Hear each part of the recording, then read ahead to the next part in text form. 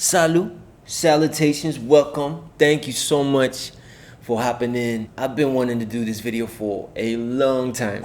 I'm talking about a show that I was very fortunate to be a part of, directing the music and producing the music for none other than the intergalactic Space Jam New Legacy live show.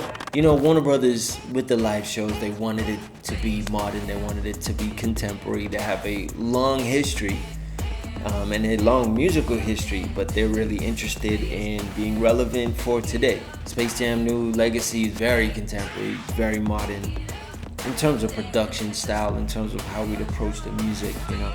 But it's also a lot of sports, I'd say urban street culture that had to be in the music as well.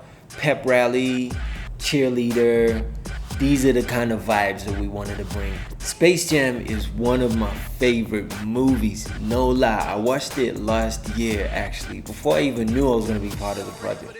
I enjoyed it probably more than I did when I first watched it. And I just think it's so groundbreaking, and there's really nothing like it. You know, there is nothing like Space Jam, and I think that's why it had such an impact on so many of us. Yo, Space Jam original movie, crazy. Space Jam 2, we have mixed feelings, don't we? We have mixed feelings, that's all I'm gonna say. I don't hate it. I'm so grateful to be part of this show, you know what I mean? Moving on. So I really wanted to just tap in and touch base with you all about what I've learned during the show, because as a producer, I was really pushed to do different things and to approach things differently and to problem solve in ways I wouldn't have, because you're dealing with a live show. So many different components that are out of your control, and there's so many new kind of challenges. And I really wanted to touch on that because, you know, this is all our learning process. So some of the songs, some of the projects, I'm going to deep dive a little bit. If you want to go into more detail with them, let me know, and you know, we'll chop it up for sure. I've got links to all of the songs on my website exclusively. So kicking it off is the cheer, as we were calling it, the Tune Squad cheer. This is how we'd start the show. This is what people would hear. You know, they wouldn't see anything, the lights would be down, and they'd hear this coming through. Hey, make way. Tune Squad is on the way. Hey, make way. And then they gradually come to the stage.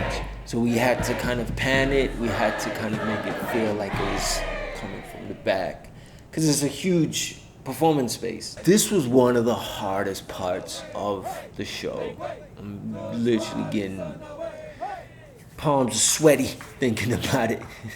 It's like, I didn't make life easier for myself. I thought that if I recorded all the voices, you know, together, it would be more of an authentic feel.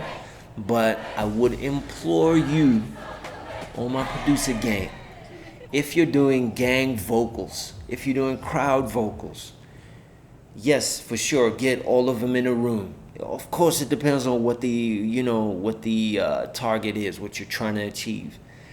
But if you're getting everybody in a room, I think a controlled environment is good, because producers, we need raw materials that we can then, you know, produce. But if we're getting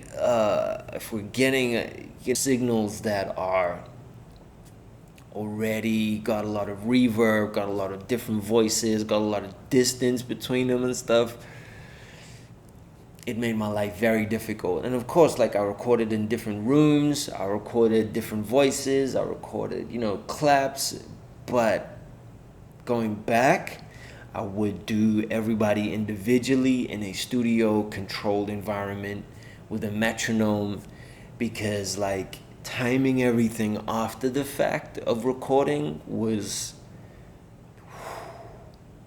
like, who hates me? I played myself on that one, bro. That was an L for me. So yeah, definitely record your crowd vocals, your gang vocals separately. It's not cute. Because again, like, I had to chop up crowd vocals, but I had to nudge each separate little piece and take, like, I literally chopped up you know, and nudged it, and because it's not on quantized, not on the grid, like, bro, not okay. I had to retime, like, it's not okay. Not. So yeah, one of the biggest lessons. Of course, after that we added like a drum line, kind of drums to it, and some brass, just to give it more of that cheerleader pep rally feel, to amp it up a bit. That was definitely one of the most challenging parts of the show for me. Yeah, the cheer squad, man, they delivered every single show. And then we had a pop-up show, which we called Basketball Beats. And this was like an intermission between shows. It would be like a quick pop-up kind of activation kind of vibe, you know what I'm saying? And I recorded all the different parts, like sneakers, basketball. You know, when a basketball bounces, it's got such a distinct sound. It's like that impact, but then you kind of hear I don't know if it's the air pressure, but you hear I don't even know how to do it. Like, it would be difficult to recreate that. I'm just saying it's a unique sound. You know when you hear a basketball bouncing, you know that sound. And it's such a cool percussive sound to play with. The challenge with this show was coordinating with the dancers. You know, it's like, what comes first, choreo or the beat? So I worked really closely with the dance captain, shout out Barbie, and the dance crew to put something together that would make sense for everybody. It was kind of an iterative process, you know. I'd often be in rehearsals with them, recording them bouncing the balls and their sneakers, because sneakers are also very distinct. It's a great percussive sound as well. So I got to play with those elements, and like these are the things that are so fun about projects like this, you know. Yeah, we were just back and forth a lot of the time, and they learned this choreo so quickly. It's just really a testament to how skilled they are as dancers, because we started slowly and I had to give them versions which was very like, that's terrible beatboxing. You know, we sped it up over time, the more accustomed they got to it. But we had to add as much flair as we could with the time constraints that we had. And again, you can check out the full song on the website, links in the description. Let me know what you think, man. Final dance. This was like the finale. The big cheese. You know what I'm saying? This was the boom moment. And what I love most about this song is that it's often with these kind of shows, they want a big, you know, big impact, big, super high energy, super hype, just, right? Fireworks through the roof kind of thing. But this song is like, it's a halftime kind of song. And it's not supposed to work, but for me, it just works. I just love it. I love it when things that aren't supposed to work. You know what I mean? Like, that's just magic for me. So personally, I'm very attached to this song. This joint's it's doing itself. It's just, you know, it's like, yo, we outside, baby, what up? And I had to find that dun, dun, dun, dun, dun, dun. Now, before we go any further, I am aware that that's not exclusively a basketball sound or melody or theme song. I know they often use it in baseball, and they even have like a live organist playing it during baseball games. They might use it in hockey as well, but for me, that melody says sports. And if we're talking to an audience outside of the US, you hear that, you're like, okay, it's sports time. You know, we're sportsing right now. Dun, dun, dun, dun, dun, dun, dun. So yeah, I found it online, broke it down, played it in, and it was dope. Could flip it, you know. I'll go through the song maybe and go through like some of the ear candy, because that's what's really special for me. It was actually like a part in the show that we had to cut because of close contact and, you know, COVID and all that. But oh man, it was one of my favorite parts of the show.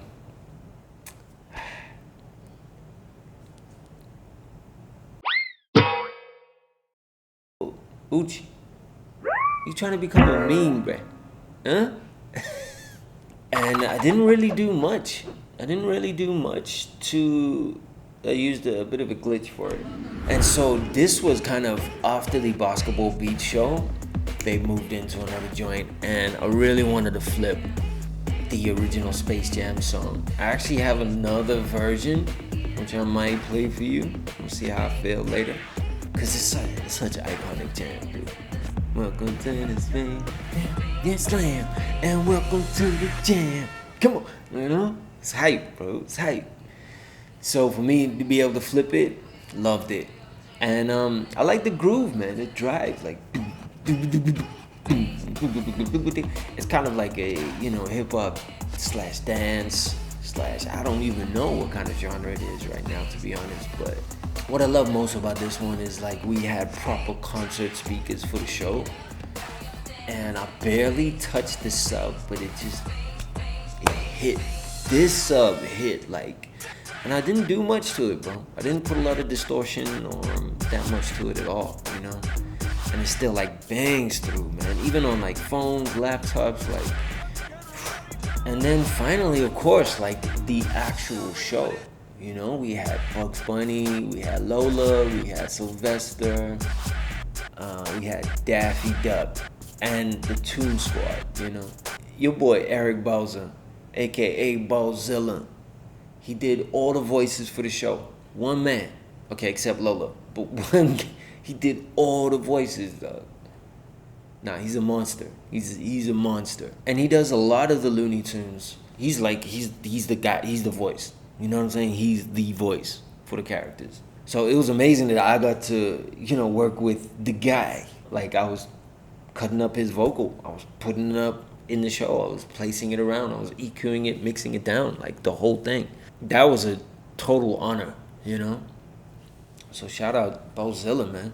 It was one of the most technically advanced shows because we had screens, we had to synchronize with the characters.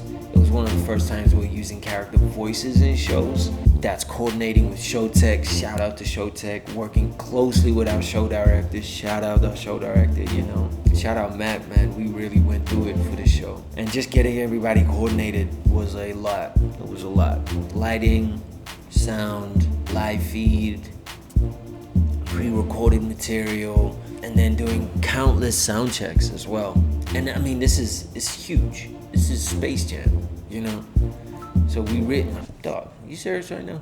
Space Jam was a big launch for Warner Brothers, so they really wanted this to be a hit, Again, one of the lessons when you're working in a professional environment is that you don't always have the time. Your priority is to deliver. You know what I mean? As best you can. As artists, it's a different thing. We want to explore. We want to really journey down and dive deep into whatever we're trying to express. But when you're working in a professional environment, it's a different mentality. It's about executing. It's about delivering. And I think both are very valid. And I think it's been so good for me to learn both sides of it, and to be on both sides of the fence. That's why, besides being an artist, I really enjoy working with brands and shows and collaborating with different people on their projects, because I don't have the luxury to indulge in, my own exploration. So it's a different challenge, and I just love being able to translate ideas musically, soundscapes. I just love that. I love that whole process, honestly. Once again, you can get all the songs on the website, listen to them, share them if you feel you want to get like a refresh or get a different kind of vibe on Space Jam. If you grew up or you just discovered Space Jam and you enjoy it, here's some more things for you to vibe off. You know what I mean? Let me know what you think. Let me know if you have any questions as well. I know we've covered quite a lot, gone through quite a lot, and I just hope that it giving you some insight into and some ideas, for your own production, especially if you're going to be working in live shows or you're working even in performing. You know what I'm saying? Like, I've learned so much about how sound translate from studio to live stage, because we had acoustics that were very challenging, So all of these lessons have been so invaluable for me to learn. And I think one of the biggest lessons is a clean signal really helps, because and I was, lucky because I could really test the sound and go back and forth early. I had to go early in the morning, but it was a lot of mornings going back. Okay, let's test it again. Let's test it again. Let's check it out. Okay, let's tweak this. EQ here, the tops are too hot. Go back. Okay, let's engage the subs. Oh, we don't actually have a stereo image here, So a clean signal really does help. It goes a long way. And I don't know. I don't want to say too much on this because I'm sure there are some really, technical people who are going to come at me. But I found yes, it's good to have a limiter, but I found when I pushed the limiter, space didn't like it as much. I didn't get as much of an impact. If it's live performances, I think there's a different mix that you have to do. There's a different way to approach your mix that you should really think about and test. We can all talk about how to set your compressor. We can all talk about EQ and all of that shit. But if you have a live show, do as much as you can to go in there and fucking test the thing. You know what I mean? That's the only way you're gonna learn. Take your notes.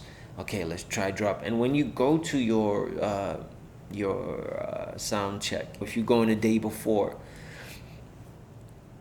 have different mixes prep where it's minus 6 dB or in your LUFS.